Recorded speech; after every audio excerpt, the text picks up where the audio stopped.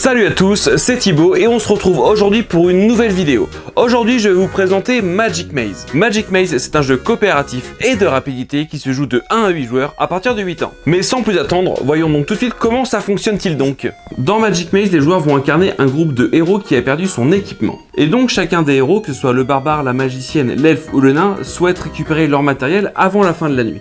Pour ça, ils vont se rendre dans un centre commercial, mais comme je viens de le dire, de nuit. Il faudra donc être silencieux et rapide pour ne pas déclencher l'alarme.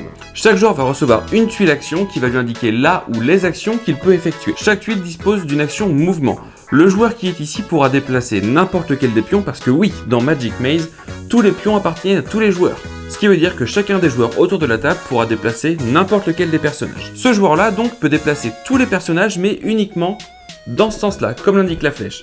Celui-ci, au contraire, les déplace que dans ce sens-là. Il en va de même pour celui-là et celui-là. Par exemple, si le groupe comprend et devine qu'il faut emmener le pion jaune ici, il va falloir que ce joueur-là le déplace comme ceci, puis que celui-là fasse ce mouvement-là. Et tout ça, sans parler encore une fois. 3 des tuiles actions disposent de pouvoirs spécifiques.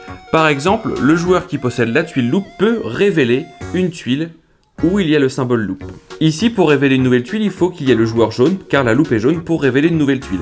À ce moment-là, le joueur disposant de la loupe va prendre la première tuile de la pioche et va venir la placer adjacente à celle de départ. L'escalator, lui, permet évidemment de monter les niveaux. Admettons que le joueur vert soit ici, le joueur qui a la case escalator est le seul à pouvoir faire passer le personnage vert d'ici à ici. Et enfin, le vortex, le portail, qui permet de téléporter un personnage d'un point A à un point B. Par exemple, le nain, donc le personnage orange, sur cette case-là. Le joueur qui contrôle cette tuile-là, le portail, pourra le téléporter de sa case vers un portail de sa couleur. Et c'est le seul qui pourra le faire car lui seul possède cette action-là. Petit à petit, nos héros vont révéler de nouvelles tuiles et vont explorer un peu plus le centre commercial. Le but ultime étant que chacun d'entre eux se rende dans la boutique qui vend l'équipement dont il a besoin.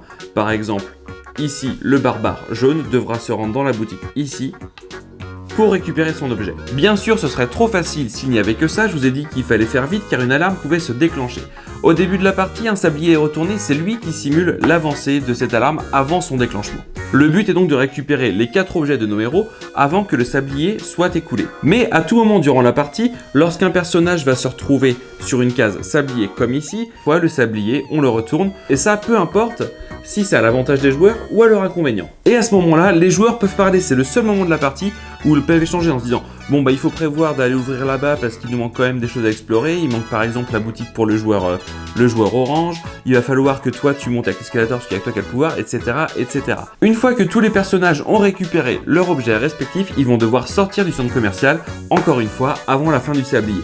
Pour le chapitre 1 d'initiation, c'est simple, il y a une sortie qui est la même pour tout le monde, elle est ici, une fois qu'ils sont sortis, ils ont gagné la partie. Dans les niveaux suivants, ça va se compliquer un petit peu parce que chaque personnage aura sa sortie qui lui est dédiée. Ça y est, vous savez jouer. Voilà, maintenant vous en connaissez un petit peu plus sur Magic Maze. Quand vous maîtriserez suffisamment le jeu, vous pourrez rajouter des modules qui vont rendre le jeu de plus en plus compliqué. Donc Magic Maze, c'est un jeu coopératif et évolutif. Bon moi, je vous laisse parce que barbare que je suis, j'ai plus que ça comme marteau. Donc on se retrouve très vite pour une nouvelle vidéo. En attendant, jouez bien, à bientôt, ciao!